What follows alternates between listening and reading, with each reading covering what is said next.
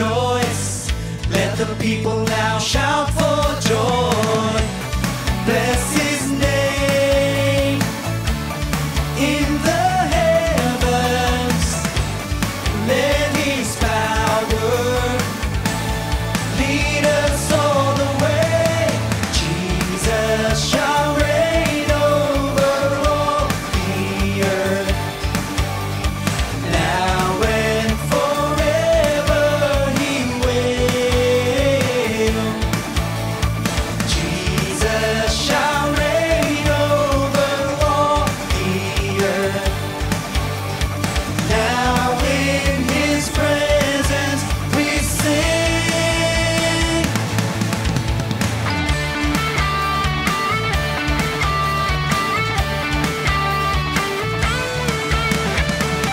As his people bow before him to give honor, power, and glory, we will wait for the Lord. We will wait till his kingdom come. Bless his name in the heavens. Let his power lead us all the way. Jesus shall reign over all the earth, now and forever he will. Jesus shall reign over all the earth, now in his presence we sing. Hallelujah! Let's praise the Lord! He will reign over all the earth.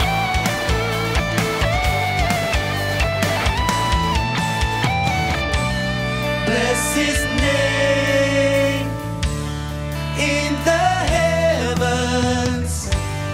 Let his power lead us all the way. Jesus shall reign over all the earth, now and forever he will. Jesus shall reign over all the earth, now in his presence we sing. Jesus shall reign over all the earth, now and forever he will. Jesus shall reign over all the earth, now in his presence we sing. Jesus shall reign, now and forever. Oh, Jesus shall reign, now and forever. Oh, Jesus shall reign over all the earth.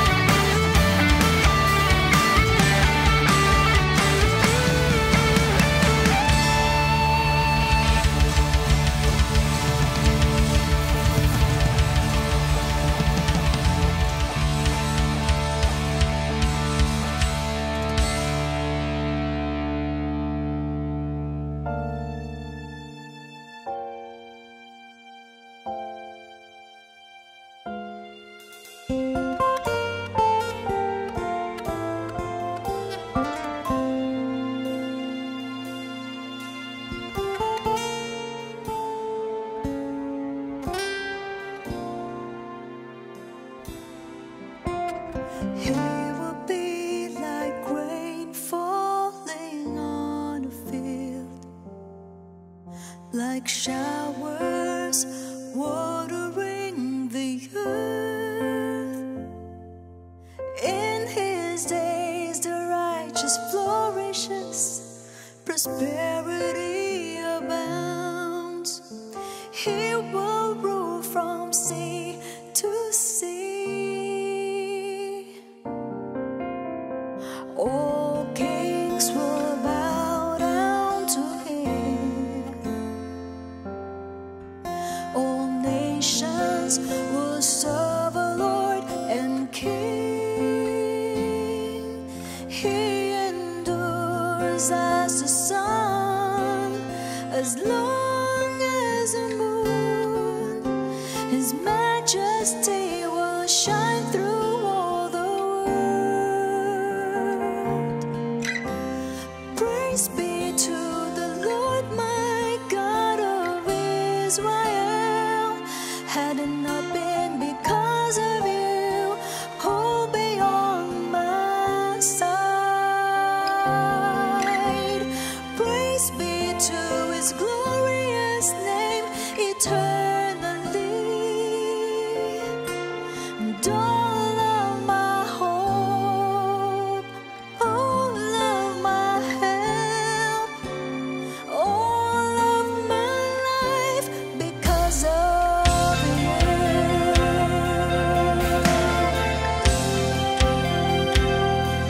Because of you.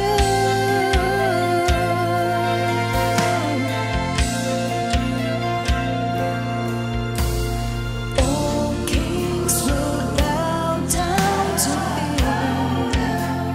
him. All nations will serve the Lord and King. He endures as the sun, as long as the moon. His majesty will shine through all the world. Praise be to the Lord, my God of Israel. Had it not been because of you, who'll be on my side? Praise be to his glorious name eternally. All of my hope, all of my help, all of my life, because of you.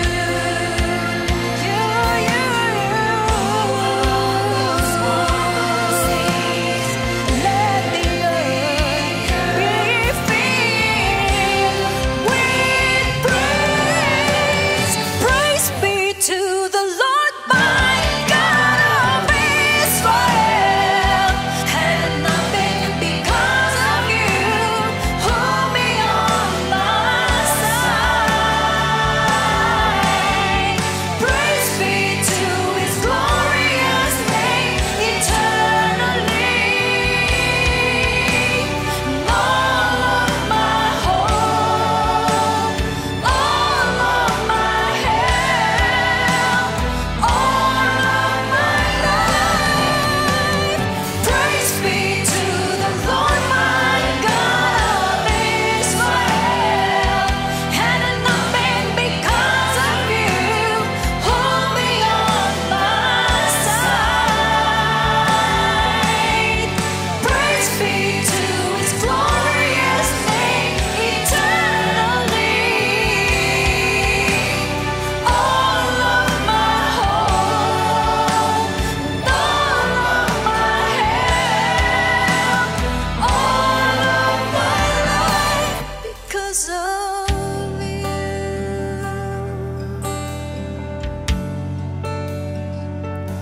Because of you.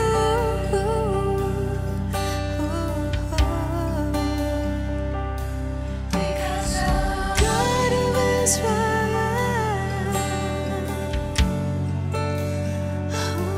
Because of you.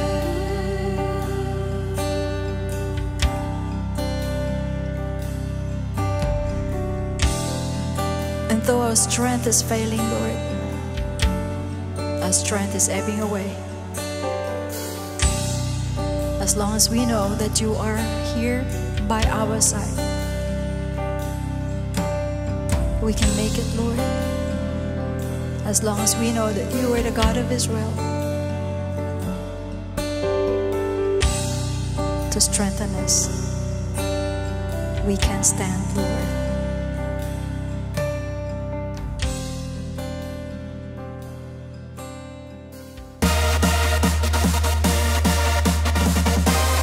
Bagong umaga, bagong pag-asa, basta't kasama natin ang ating Panginoong Jesus.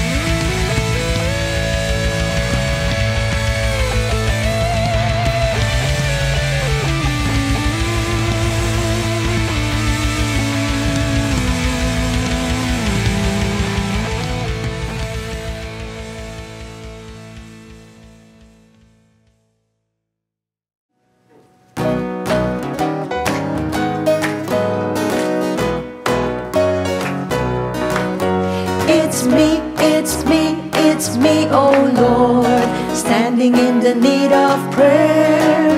It's me, oh Lord, standing in the need of prayer. Not my brother, not my sister, but it's me, oh Lord, standing in the need of prayer. Not my brother, not my sister, but it's me, oh Lord, standing in the need of prayer. It's me, oh Lord, standing in the need of prayer. It's me, oh Lord, standing in the need of prayer. Not my father, not my mother, but it's me, oh Lord, standing in the need of prayer. Not my father, not my mother, but it's me, oh Lord, standing in the need of prayer. It's me, oh Lord, standing in the need of prayer. It's me, oh Lord, standing in the need of prayer. Standing in the need of prayer. He's able, I know He is able. I know my Lord is able to carry me through. He's able, I know He is able. I know my Lord is able to carry me through. He healed the brokenhearted and set the captives free. He made the lame to walk again and caused the blind to see. Oh yes, He is able, I know He is able. I know my Lord is able to carry me through. He's able, I know He is able. I know my Lord is able to carry me through. He healed the brokenhearted and set the captives free. He made the lame to walk again and caused the blind to see. Oh yes, He's able, He's able. I know He is able. I know my Lord is able to carry me through. I know my Lord is able to carry me through. I know my Lord is able to carry me through.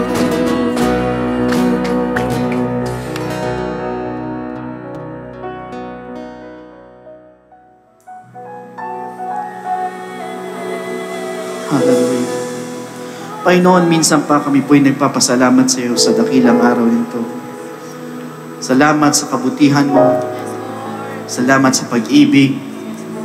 Salamat sa pag-iingat, Panginoon, sa buong isang linggo. Muli, dinako mo ang aming mga paa para minsan pa makapagpuri sa iyo at makinig ng mga salita mo. Patuloy, O Diyos, ninisin mo ang aming mga puso at aming mga isipan na kaya mo maging karapat dapat kami sa dakilang gawain ito na tumanggap ng mga salita mo, Panginoon. At patuloy ikaw po, Panginoon, ang kumilos po sa bawat isa po sa amin na nandirito. Ikaw ang manguna, ikaw ang mangusap, buksan mo aming mga puso, aming mga isipan, at maintindihan po namin na lahat ng sasabihin mo sa umagang ito. Again, you feed us with your wisdom, your knowledge, and your understanding, Panginoon. And Lord, I pray that you be God in this place, Panginoon. At kung sino man na nangihinay, patuloy mong palakasin. At sino man na may sakit, pagalingin mo. Kung sino man na nangangailangan ng pagpapalay, patuloy mo i-bless, Panginoon, sa pamamagitan ng mga salita mo, Panginoon. And let your Holy Spirit minister among us, Panginoon. Ikaw pong bahala, ikaw lamang po ang maitaas at anoint mo yung lingkod, Panginoon, O God. Hayaan mo, Panginoon, ang kalooban mo lamang ang aking masabi. Salamat po, pinupuri ka namin, binibigay namin sa iyo lahat ang dakilang kapurihan sa pangalan ni Jesus. Amen and amen. Praise the Lord sa pumapagpalang umaga sa inyo po lahat. Alam ko excited na po tayo makinig ng salita ng Panginoon. But as always, parati po natin na pinupuri muna, nagbibigay muna tayo kay Lord. Yan po yun talagang nakagawian natin. At dapat lang, mga kapatid, dahil sa Word of God, siya naman po ang nagbibigay naman po sa atin. Siyempre, bago tayo pakainin at palakasin ng Panginoon, kailangan nauna natin siyang i-bless. Amen po. So, unang-una po sa lahat, salamat po sa Panginoon for this opportunity. Kainin po sa ating mong beloved Bishop Lou and Pastor Norma for allowing me to stand before you. Na sila po yung nagbibigay ng pahintulot kung sino po yung talagang magpapakain ng mag-preach. Talagang salamat sa privilege na binibigay sa atin ng ating Panginoon. But anyway, mga kapatid, sa hindi po pagtatagal, alam ko excited na po tayo makinig ng salita ng Diyos. At napakaganda po ng ating pong pag-aaralan. If you have your Bible, you can turn your pages in the book of Exodus chapter 33. Verses 13 to 17. Now, therefore, I pray, if I have found grace in your sight, show me now your way, sabi ni Moses, that I may know you, and that I may find grace in your sight, and consider that this nation is your people. And he said, my presence will go with you, and I will give you rest. Then he said to him, if your presence does not go with us, do not bring us up from here. For how then will it be known that your people and I have found grace in your sight, except you go with us, so we shall be separate, your people and I, from all the people who are upon the face of the earth. So the Lord said to Moses, I will also do this thing that you have spoken, for you have found grace in my sight, and I know you by name. Basbasan ng Diyos sa mga talatang binasa po natin. Makakaupo na po tayong lahat. Now, brothers and sisters, for your information, si Moses po is one of the best characters in the Bible. Bakit po? Kasi po dahil po sa kanya pong pananampalataya. So, he rejected yung pong posisyon para maging prinsipe. He was a meek person, at kahit iniinsulto na po siya ng kanyang kongregasyon, hindi po siya nagsalita or gumanti po sa kanila. Bakit po? Dahil po doon sa kababaang loob po niya. He also has a burden para sa mga kaluluwa. Bakit ko po sinabi? Kasi po nung gusto pong patayin ng Diyos ang mga Israelita, siya po yung nakiusap, siya po yung pumagitna. At sinabi niya, kung buburahin daw po ang pangalan po nila ng mga Israelita, pati siya, burahin na rin ng ating Panginoon. So ibig sabihin, ganun po siya katindi. Ganun po yung burden niya sa kaluluwa. However, he understands that there is more than just getting to the promised land. Although nahihirapan po siya sa pagiging leader po niya as he complained. Kasi po, para po sa kanya, the Lord is trying to lead them with an incomplete information. Bakit ko po sinabi? Kasi po, in verse 13, ang sabi po niya, show me your ways. Brothers and sisters, actually, he was not actually looking for a information. But rather, he wants more. Ano po ibig sabihin? To know God. Kaya niya po sinabing that I may know you. So it seems na sinasabi po ni Moses sa ating Panginoon, I need your presence. Not just your provision, not just your promises or yung mga pangako mo, yung pagsusupply mo sa amin, but your presence, Lord. Ibig sabihin ni Moses, yung kapamaraanan mo, Lord, para mas lalo ka naming makilala. For your information, pag sinabi po nating presence in Hebrew po is panim. Now, it literally means face, muka. So, this is depicting God's favor and nearness. Yung malapit po ang Diyos. Na ramdam mo, nandyan lang ang Panginoon, kasama mo ang Panginoon. At sa sobrang personal at intimate po ng relasyon niya ni Moses sa Diyos, that ito pong Exodus gives us the striking memory. That is why, ang sabi niya, if your presence does not go with us, do not lead us from here. Sabi ni Moses. Now, however, talking about Moses, meron po kasi siyang principle na naniniwala po na kailangan po natin ma-acquire. So if we are going to study it carefully, nung kinausap po siya ng Diyos, in Exodus chapter 33 verse 11, basahin po natin. So the Lord spoke to Moses, take note, face to face. As a man speaks to his friend. Imagine, mga kapatid. So here, the Lord communicated with Moses directly without showing visually. In fact, naging radiant po yung mukha po ni Moses, nagningning, nagliwanag eh. Dahil po doon sa exposure sa divine glory ng ating Panginoon. Kaya kailangan pa po siya lagyan ng veil or takip po sa mukha habang naglalakad siya po doon sa mga tao in Exodus chapter 34 verse 29. Now it was so when Moses came down from Mount Sinai. Baba siya sa Mount Sinai. And the 2 tablets of testimony were in Moses' hand when he came down from the mountain. That Moses did not know that the skin of his face shone while he talked with him. So, nagningning yung mukha niya.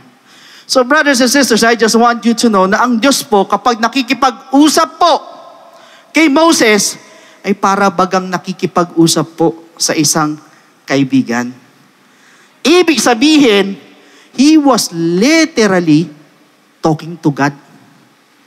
Face to face nga ang sabi nung talata eh.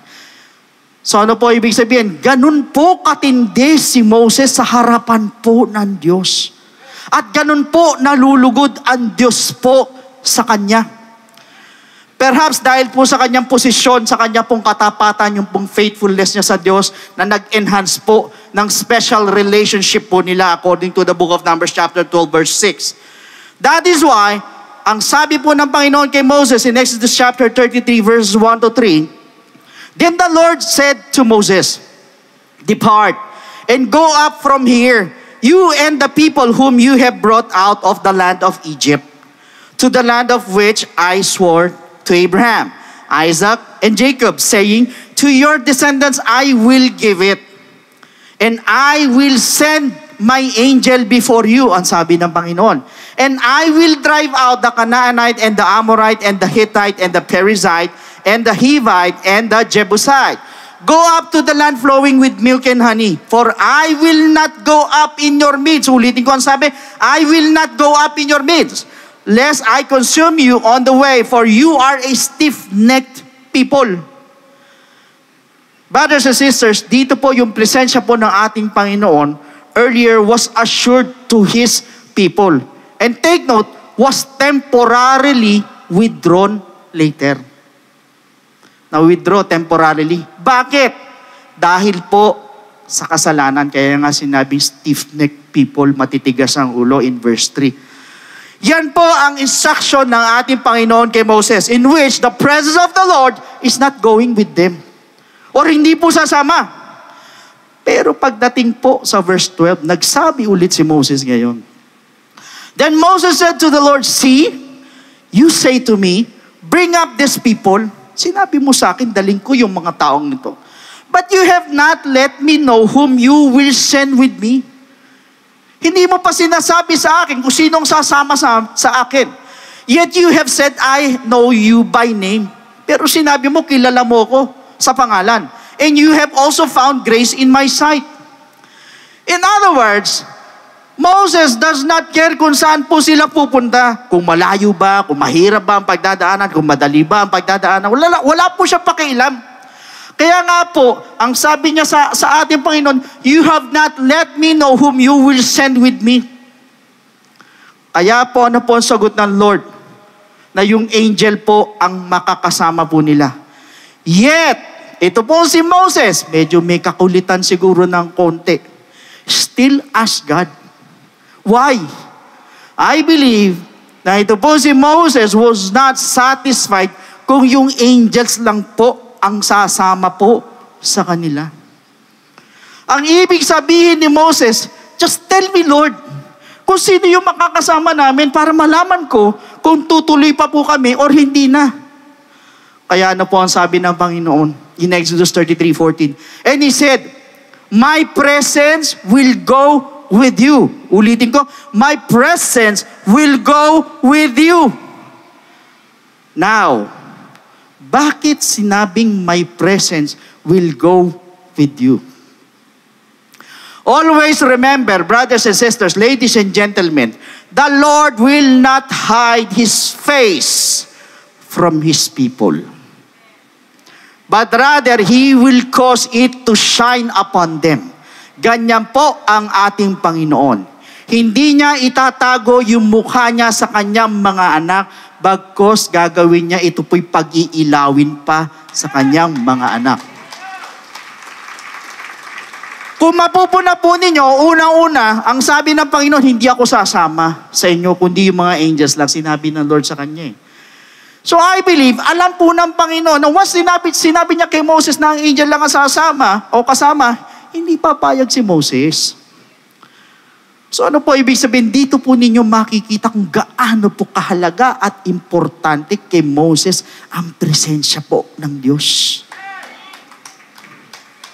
Why? In Exodus chapter 33 verse 15. Then He said to him, if your presence does not go with us, do not bring us up from here. Brothers and sisters, I just want you to know na isa po sa most electrifying na phrases in the Bible is this. God, if you are not going, we are not going. Ibig sabihin niya, if your presence will not go with us, then we will not go also. Kung hindi lang din makakasama ang presensya mo sa amin, might as well wag mo na kaming papuntahin sa land of Canaan. If you do not lead us, there is no purpose to move from here to there. So, ibig sabihin yung implication was very clear, malinaw na ano, if at saka when you do lead us, pag nilid mo kami, Lord, ibig sabihin, pag sumama ka sa amin, susunod kami. Brothers and sisters, para po kay Moses, without the presence of God, it is all superficial and pointless. Baliwala. Ibig sabihin, they are absolutely, positively, sure that they must have His presence. In other words, kahit anong mangyari, we need your divine presence to go with us para po sa kanila. Dahil alam po niya kung gaano po katindi ang presensya ng ating Panginoon na napaka-importante na kasama po natin, kasama nila ang ating Panginoon, ang presensya ng ating Panginoon kahit saan po tayo pumunta. However, the question is this, bakit ba gustong-gusto ni Moses na makasama ang presence ng ating Panginoon? At gaano ba katindi ang presensya ng Lord? Ano ba ang meron sa presensya ng ating Panginoon? The first reason is in Exodus chapter 33 verse 16. For how then will it be known that your people and I have found grace in your sight, except you go with us? Ang sabi niya, how then will it be known that we have found grace in you? Brothers and sisters, alam natin that we are saved by grace in Ephesians chapter 2 verse 8. At naniniwala po ako na isa po sa signs at indications that we are saved by the grace of God is dapat nararamdaman natin ang presensya ng ating Panginoon. At paano mo sasabihin na nasa iyo ang grace ng ating Panginoon kung di mo naman nararamdaman ang presensya niya? Amen?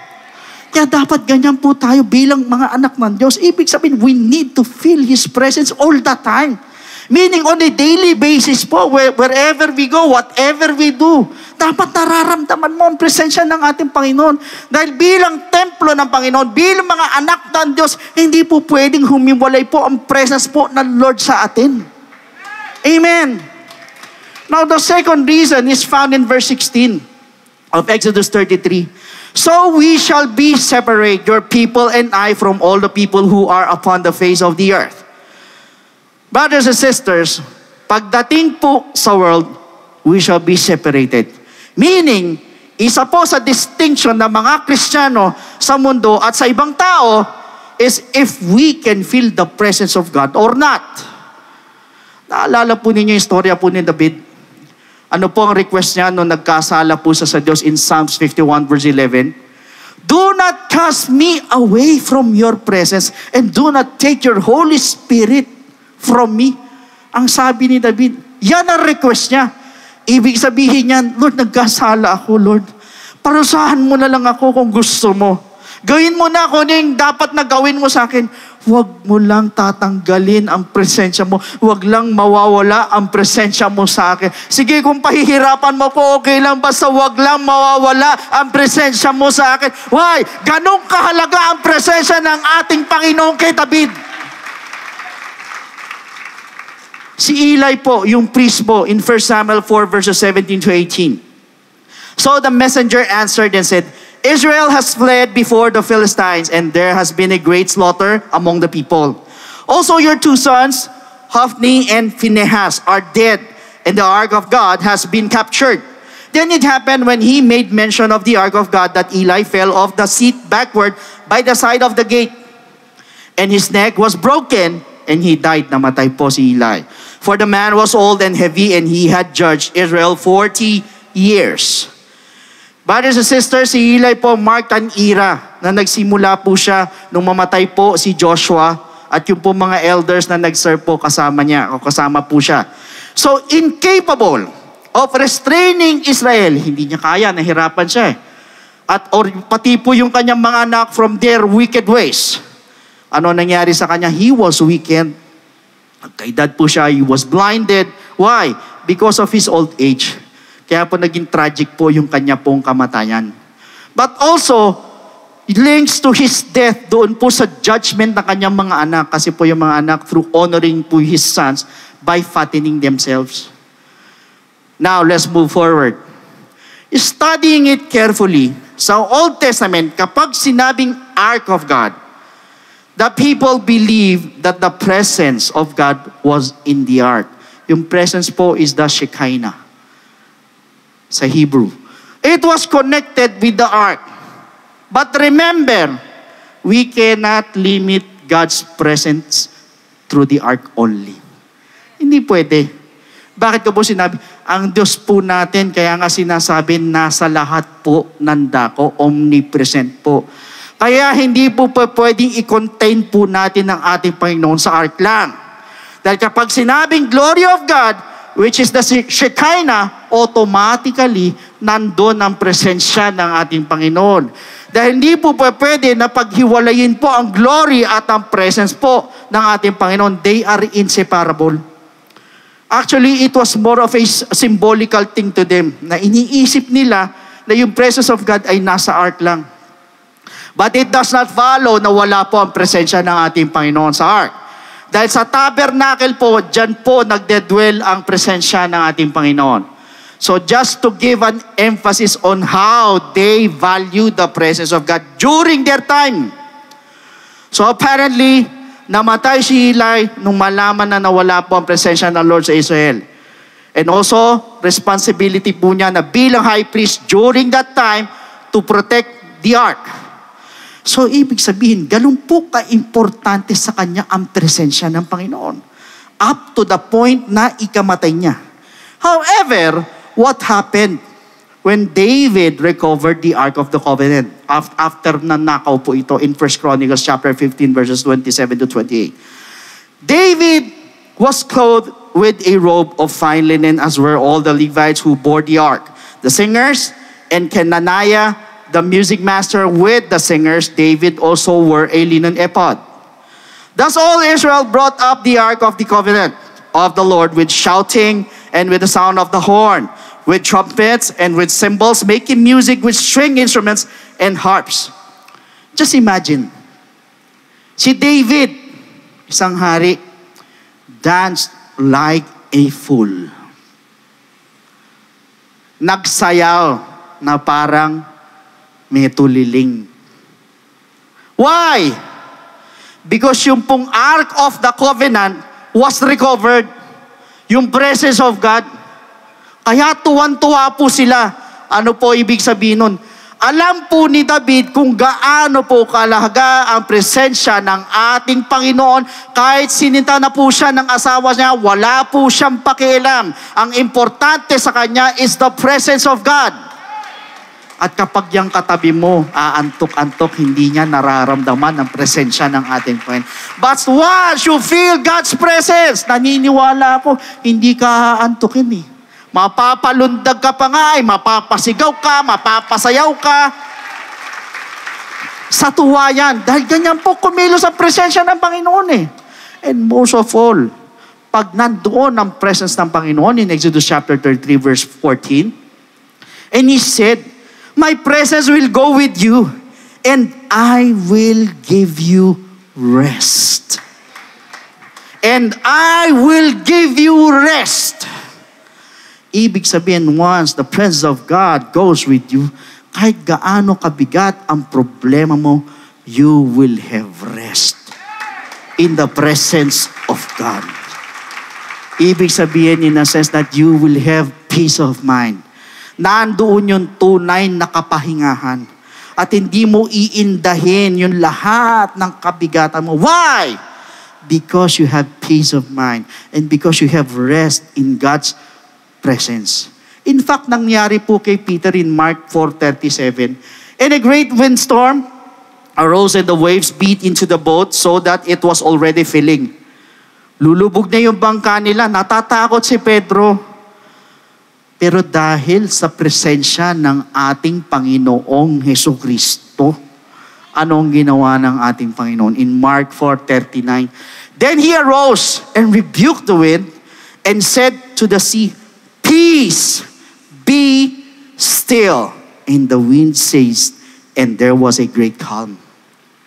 Ang sabi ng Panginoon, peace, be still. Yan din po ang pinasasabi ng Diyos po sa atin. At titiyakin ko po sa inyo, kung may problema ka, kahit gaano pa kabigat yan, once you feel the presence of God, hindi ka basta maaapektuhan. Kahit gaano kabigat ang problema mo sa financial, sa sakit, basta madama mo ang presensya ng Panginoon, para ka kahit wala kang pera, para kang merong pera. Kaya nakita nyo si Apostle Paul, ang sabi niya, mahirap ako, pero para akong mayaman. Why? Because he can feel the presence of God. Nararamdaman niya. May sakit, presence of God pa rin na nararamdaman niya. Hindi niya iniinda. Why? Ganun po ang presensya ng ating Panginoon eh. Once nasa iyo ang presence ng Lord, you will enter into His rest. Kaya nga sinabing peace and be still eh. Manatili daw ang peace, ang kapayapaan. Why? Imagine, even the wind and the waves obeyed Jesus Christ. Sumunod yung hangin, yung mga alon. Walang tenga yun. Hindi nakakarinig yun. Pero napasunod ni Kristo.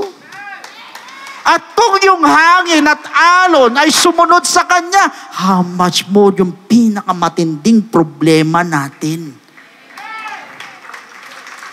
Basta madama mo lang yung presensya ng Panginoon, mapapayapa ka.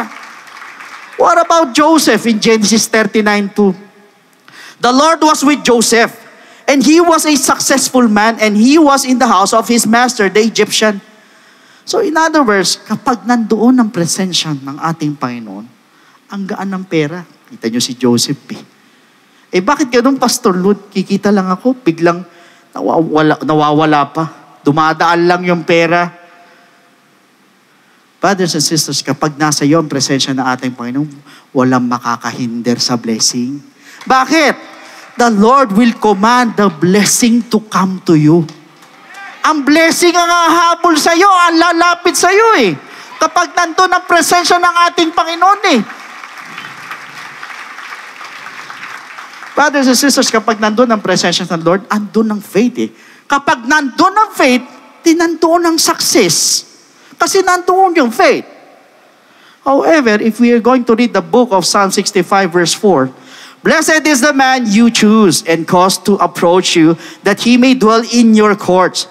We shall be satisfied with the goodness of your house, of your holy temple. For our information, there are many kinds of blessings. Alam natin yan, mga kapatid. Pag nandyan po ang presensya ng ating Panginoon, we have material, we have physical, we have financial blessing, and even emotional blessings, katulad po ng mga nabanggit natin kanina. And another one is the spiritual blessing regarding our character and attitude. Hindi nyo ba napupuna? Bakit kapag nararamdaman mo ang presensya ng ating Panginoon, minsan sinasaktan ka na pero very gentle ka pa rin, di mo magsalita. Gentle ka pa rin.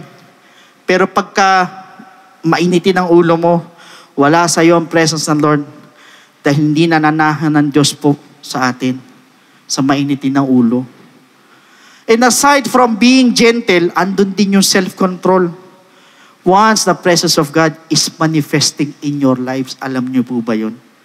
Kanina lang para akong hinahabulan 10 demonyo, gusto nang uminit ng ulo ko, alam ni Deacon Raquel yan. Kanda late po kami. Sa dinami-dami ng pagkakataon, nagmamadali ka na. Kung kailan nagmamadali kami, naiwanan. Nung naiwanan, sa kalsada, may ginagawa. Ang babagal ng mga sasakyan, napapa in Jesus name na po si Deacon Raquel sa pagmamaneho ko po. Pero hindi ko naman makuha minus. Kailangan ko po makarating na maaga. Nandun yung self-control eh. Pag nararamdaman mo yung presence ng Panginoon. Nakatanim sa isip ko. Teka, presence of God ang ituturo ko. Baka mawala ako sa hulog, mawala ako sa wisyo, mabuisit ako. Alam nyo, we have one pastor, mga kapatid. Meron silang ongoing service. Nagpipreach na. Habang nagsa-service, take note. Ano nangyari? May dumating na tao sa gawain nila. Alam nyo, ano ginawa ng tao? Pinatigil yung gawain. Habang nagpipreach po siya. Dahil may gagamit daw ng venue. Alam nyo po, instead na mag-away, magkagulo, uminit ang ulo niya, magkabaranggayan po sila. Pinag-pray na lang po nila. Ano ibig sabihin? Nandoon po yung self-control sa kanya. Why? Because of God's presence. Andun ang presensya ng Panginoon. Na kahit gusto mo lang magalit, nakakapagpigil ka pa rin. Dahil sa presensya ng Diyos. Even endurance is there.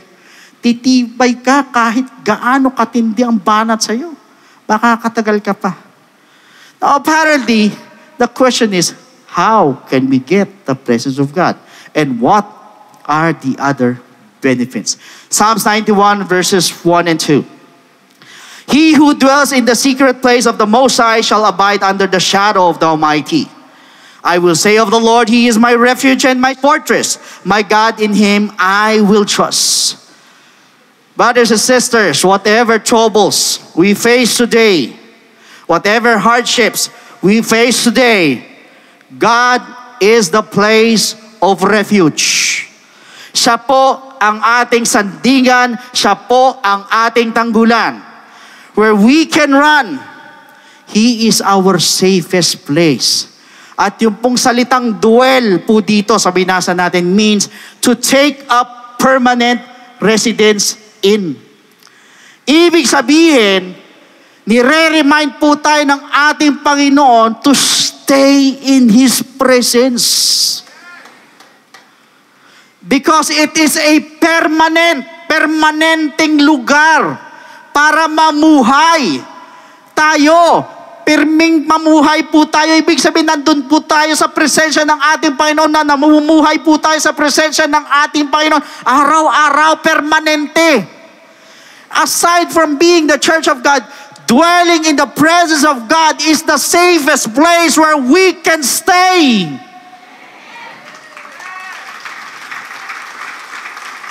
Mga kapatid, ang sabi niya, pag ginawa natin yan, we will rest, or stay, or dwell in the very shadow of the Almighty.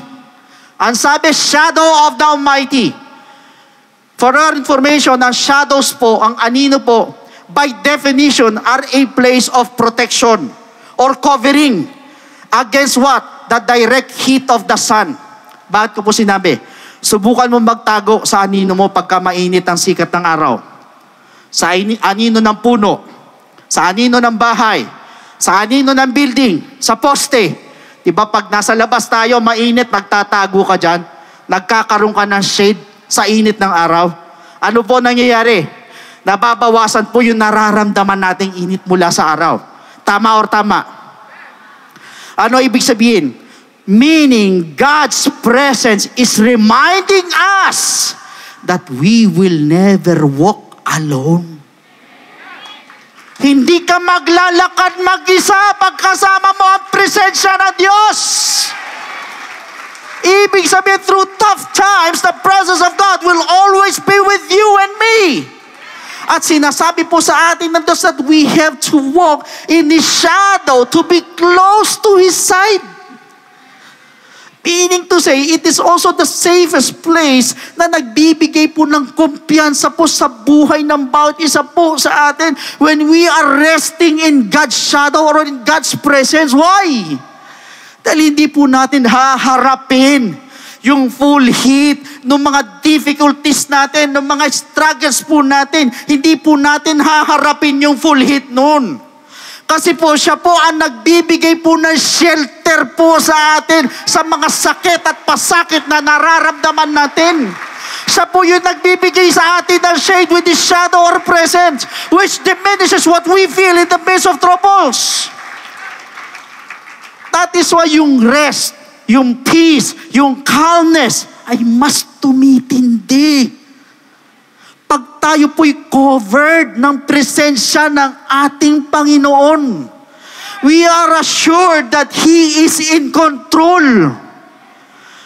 Alam nyo, the problem with other people sometimes kasi, unintentionally, because of difficulties, we try to survive on our own. Pero nakakalimutan po natin ang pinaka-importante po sa lahat. God's protection and the comfort of His presence. Alam nyo ano maganda? They are freely available. Libre. Walang bayad ang presensya ng ating Panginoon. Tatanggapin mo na lang. Doon sa mga tao na nagmamahal po sa Kanya and walk under His covering. Brothers and sisters, once we dwell in His presence, even His goodness and power will manifest in your life. Sigurado po yan. Yan po yung nagpapaalala po sa atin na tapat po siyang gumagawa on behalf of those who love Him. Nakita po ninyo sa Psalms 91 verse 3, surely He shall deliver you from the snare of the fowler and from the perilous pestilence. Meaning, once na ang presence ng ating Panginoon ay nasa ilalagpas lang ang salot. hindi makakapasok sa atin. In everyone's lives, whether you are doing your job, your business, nag-aaral ka, or kung saan ka man, even inside your family. While, ang sabi sa Psalms 91 verses 4 to 5, He shall cover you with His feathers, and under His wings you shall take refuge. His truth shall be your shield and buckler. You shall not be afraid of the terror by night, nor of the arrow that flies by day. Ibig sabihin, we shall take refuge under His wings, under His presence. We will never be afraid sa kahit anong problema. Ang dumating po, once we dwell in the presence of God. Ano pa? Psalms 91 verses 6 to 7. Nor of the pestilence that walks in darkness, nor of the destruction that lays waste at noonday.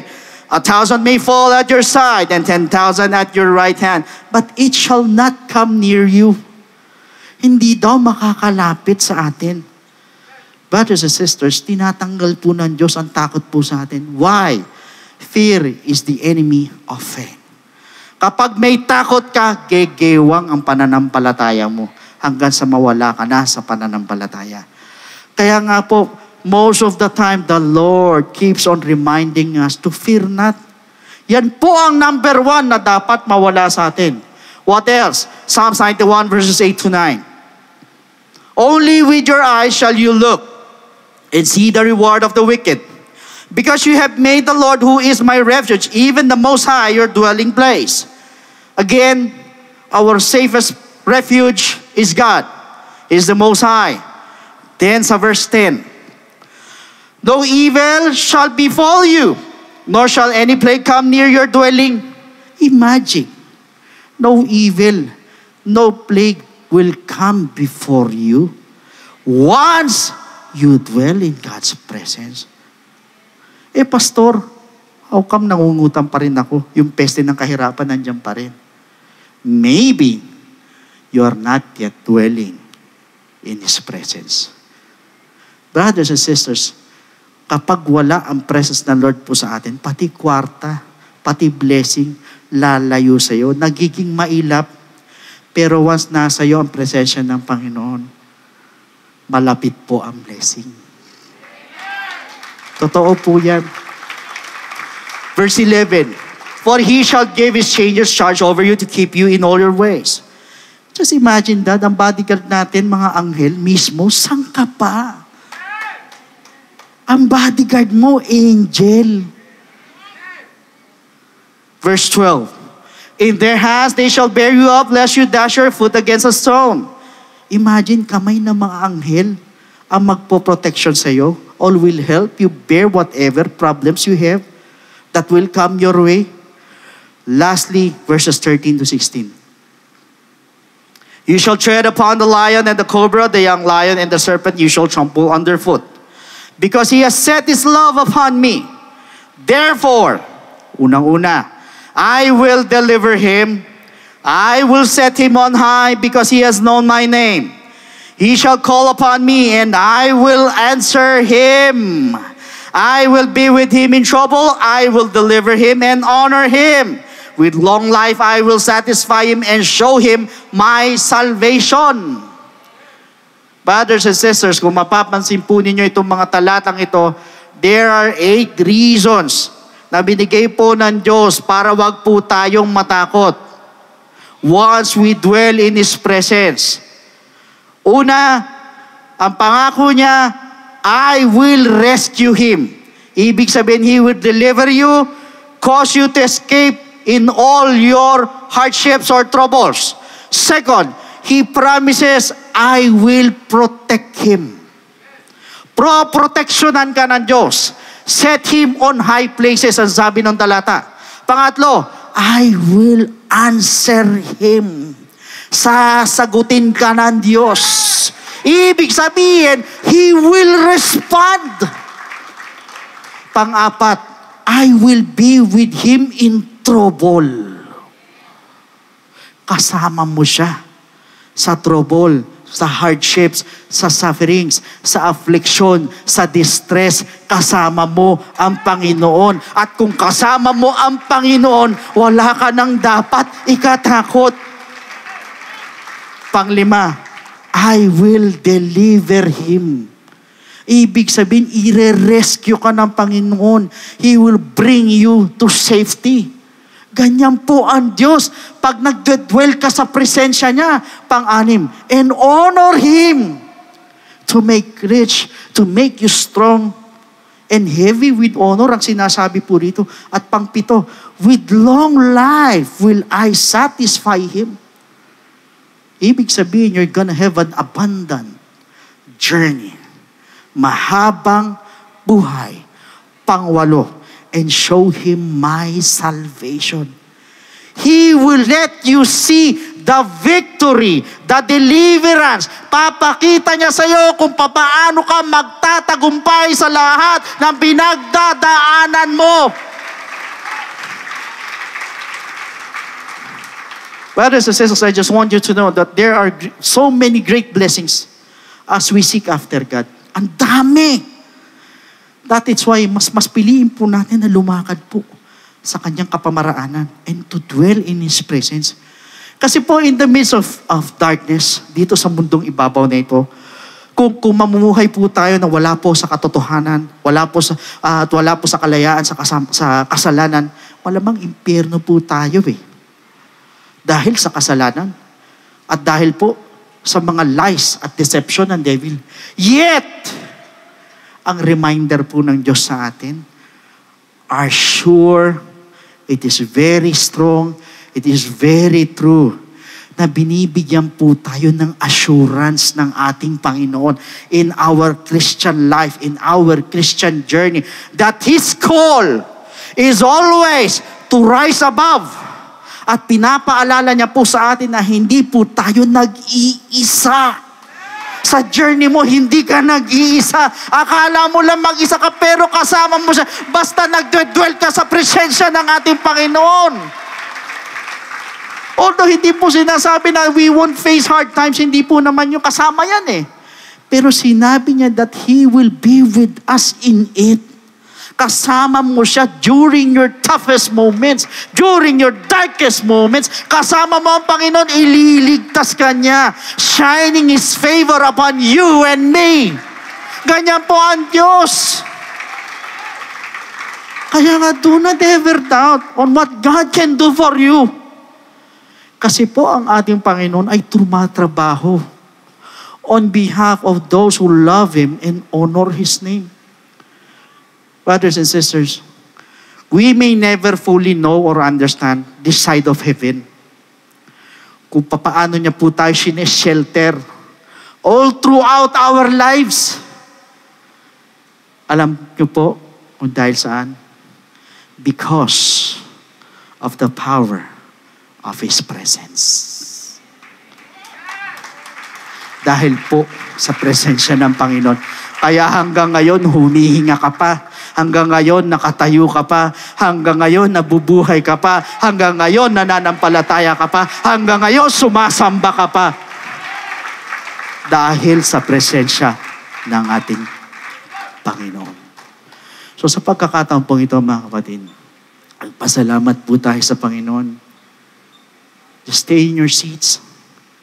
Sabihin mo lang sa Panginoon, Lord, gusto ko maramdaman yung presensya mo sa buhay ko, araw-araw, minung-minuto. And do not let it depart from me. Yun lang, habang nananalangin ka dyan, yuko natin yung mga ulo po natin.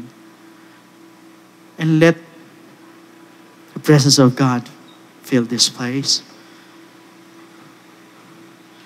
Hayaan mo maramdaman mo yung presensya ng ating Panginoon.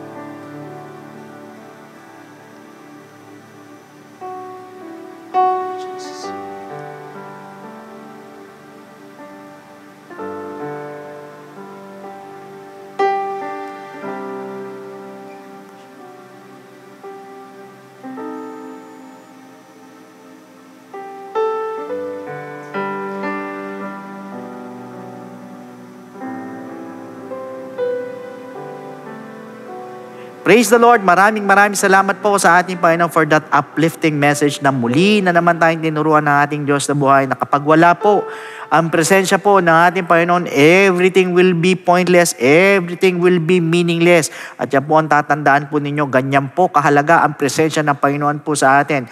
And moreover, if we have the presence of God, nasa atin din po ang kapayapaan, ang gentleness, pati po yung self-control, and every spiritual blessing po when it comes to character, at pati din po sa ating po mga pag-uugali. At makasisigurado din po tayo that we are in the safest place when we stay in God's presence. Kaya wala po tayong dapat ikatakot. But meanwhile, to all our first-time viewers, napaka-importante or napakahalaga po ng presensya po ng ating Panginoon sa ating pong mga buhay. Dahil it is an indication that we are saved by the grace of God. But the question is, what shall you do to be saved? Yan po ang tanong. First is you need to accept Jesus Christ as your Lord and personal Savior and believe in His gospel. However, pag sinabi po nating salvation, ang sabi po sa Ephesians chapter 2 verse 8, for by grace you have been saved through faith, and that not of yourselves, it is the gift of God. So malinaw po na sinabi po ng talata that we are saved by grace through faith. Kaya alam po ang tanong, saan po tayo mananampalataya at maniniwala? That is the question. It is found in 1 Corinthians chapter 15 verses 1 to 4. Moreover, brethren, I declare to you the gospel which I preached to you, which also you received and in which you stand, by which also you are saved. Ulitin ko, malinaw po na sinabi na talata, by which also you are saved, if you hold fast that word which I preached to you, unless you believed in vain. For I delivered to you first of all that which I also received, that Christ died for our sins according to the Scriptures, and that He was buried, and that He rose again the third day according to the Scriptures. In other words, we need to believe in the gospel of Jesus Christ. Yung pong death of Christ, yung burial of Jesus Christ, at yung pong resurrection of Jesus Christ. So tatlo po yan na kailangan po natin paniwalaan. Again, it is about the death, burial, and resurrection of Jesus Christ. However, the question is believing enough? Pag tayo po ba'y naniwala, wala na po tayong gagawin, tutuldok na po tayo doon, hihinto na po tayo doon. Alam niyo po, ang sabi po sa 1 Peter chapter 4 verse 17, for the time has come for judgment to begin at the house of God. And if it begins with us first, what will be the end of those who do not obey the gospel of God? Ano daw ang katatapusan? Ano daw ang dulo doon sa hindi sumunod sa gospel ng ating Panginoon? So meaning to say, the gospel of Christ must be obeyed. Once na tayo po'y nanampalatay at naniwala, kailangan lakipan po natin ang pagsunod. Hindi po tayo matatapos sa pananampalataya at paniniwala lang, but rather, we need to obey the gospel of Jesus Christ. But the question is, how will you obey? It is found in the book of Acts chapter 2 verse 38. Then Peter said to them, repent, and let every one of you be baptized in the name of Jesus Christ for the remission of sins, and you shall receive the gift of the Holy Spirit. Now, first is repentance. We're going to ask for forgiveness. We're going to confess our sins. Hingi po tayo ng tawad sa ating Panginoon at naniniwala po ako kahit pakiramdam mo, ikaw na yung pinakamasamang tao sa balat ng lupa or napakarumi mo sa harapan ng ating Panginoon. Believe me, for as long as nandoon po yung genuine repentance sa ating po mga puso, the Lord is willing and able to forgive your sins. At dyan din po papasok yung pong death to sin. So yun po yung unang-unang step. We need to repent. Second, we need to be baptized in the name of Jesus Christ. So tayo naman po ibabautismoan sa tubig, ilulubog po tayo sa tubig in the name of Jesus Christ po yan. At ang sabi po sa Romans chapter 6 verse 4, therefore we were buried with Him through baptism into death. Uulitin ko, malinaw po na sinabi ng talata, we were buried with Him through baptism into death, that just as Christ was raised from the dead by the glory of the Father, even so we also should walk in newness of life. So, ibig sabihin, we need to be baptized in the name of Jesus Christ. Why? Dahil para bagang inililibing naman po natin ang ating po mga kasalanan kasabay naman po ng paglilibing kay Kristo. Hindi po ito paghuhugas lang po ng katawan, kundi ito po yung paghuhugas po ng ating po mga kasalanan. So, yan po yung pangalawang step. We need to be baptized in the name of Jesus Christ. Now, the third step is we need to receive the gift of the Holy Spirit. Diyan naman po papasok ang ating transformation, yung ating pong regeneration. So sa madalit sabi, tayo mababago na po. Nabanggit po sa Romans chapter 8 verse 11, gayon din po sa Titus chapter 3 verse 5. In fact, once we receive the gift of the Holy Spirit, we're also receiving power. Aminin nyo man hindi, sa lahat po ng mga first-time viewers po natin, lahat tayo may mga kahinaan. Minsan, ang hirap magbabago tayo 1 buwan, 2, 3. Sa mga susunod na panahon, bumabalik po tayo sa dati. Bakit po? Kasi po, sarili lang po natin. But you know what? Once you receive the gift of the Holy Spirit, yan po yung tutulong po sa atin para mapagtagumpayan yung lahat po ng ating po mga kahinaan. Yan po yung sinasabing power din po. Power to overcome all the evil forces of darkness in our lives. At yan din po yung magpapaalala po sa atin para makasunod naman po sa kalooban po ng ating Panginoon. So take note, ito pong 3 bagay na ito kailangan maganap po sa ating po mga buhay. First, we need to repent. Second, we need to be baptized in the name of Jesus Christ. And thirdly, we need to receive the gift of the Holy Spirit. And that is what we call the good news. And that is the gospel of Jesus Christ. So at this moment, sa lahat po ng gustong tumanggap sa ating Panginoon, may I request na itaas po natin ang ating 2 kamay bilang tanda ng pagsuko sa ating Panginoon. Yuko po natin ang ating mga ulo and please repeat after me with this prayer na habang binabanggit po natin ang panalangin nito na nandun buong puso na tayo po humihingi po ng tawad sa ating Panginoon. Nagsisisi po tayo sa lahat po ng ating mga pagkakamali at pagkukulang. Sige po, yuko natin ang ating mga ulo at sumunod po kayo sa akin. Panginoong Jesus, lumalapit po ako sa iyo bilang isang makasalanan. Patawarin mo po ako sa lahat ng aking mga pagkakamali at pagkukulang. Sa oras na ito, tinatanggap po kita bilang sariling tagapagligtas at tinatanggap po kita bilang Diyos ng aking buhay. Naniniwala po ako na ikaw ay namatay, ikaw ay nilibing, at sa 3 araw ay nabuhay na magmuli. Tulungan mo po ako makapagsimula ng bagong buhay at idagdag mo po ako sa iyong kaharian. Maraming salamat po sa pangalan ni Jesus. Amen. Yan po yung first step. Para sa pangalawang step po, andyan po yung mga telephone numbers po natin. Sa baba po na screens po ninyo, pwede po kayong tumawag dyan para makapagpa-schedule po tayo ng water baptism. Or otherwise, andyan po yung ating mong FB page. Iwan lang po kayo ng mensahe dyan para masagot po namin to give you further instructions. So meanwhile, sa pagkakataong ito, bilang pagtatapos, muli tayo po yumuko, tayo po manalangin sa ating Panginoon at tayo po magpasalamat po sa Kanya. Lord, we thank you so much, Panginoon o God, sa mga salita mo. Salamat ngayon, pinakita mo po sa amin kung gaano po kahalaga ang presensya mo na gusto namin, Panginoon o God, na maramdaman po ito in each and every day of our lives po, Panginoon. Hayaan mo, Panginoon, sa bawat lakad po namin ay kasama ka namin, nandun ang presensya mo na siyang gumagabay po sa amin. Huwag mong hayaan na ito'y mawala po sa amin pong mga buhay. Panginoon, ikaw na po ang bahala po sa bawat isa po sa amin na nandarito. Continue to bless us, Panginoon. And Lord, we look forward sa susunod na linggo sa mga ituturo mo pa po sa amin, Panginoon. Muli, binabalik namin sa iyo lahat na kadakilaan, lahat na kapurihan sa dakil at matamis na pangalan mo. In your most precious and wonderful name, in Jesus' name, amen. So once again, brothers and sisters, God bless every one of you and to God be all the glory.